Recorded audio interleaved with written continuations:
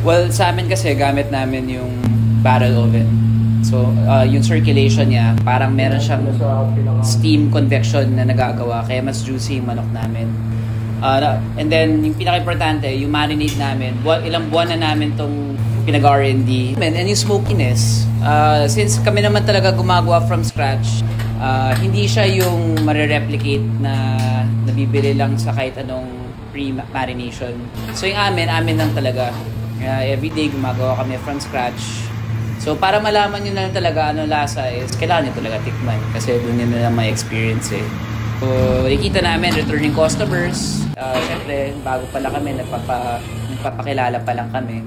Pero nakikita namin na bumabalik yung mga kliyente, alam namin na may ginagawa kami tama. Yung ano namin, yung roast chicken namin is $3.99 for a whole chicken. And then meron din kaming half for $2.19. Tapos yung pork belly namin may $3.50. And then yung sisig namin, chicken and pork. Yung master roast kasi ano kami, malapit kami sa UP siguro. Corner ng Commonwealth. And then tabi namin yung 7-Eleven.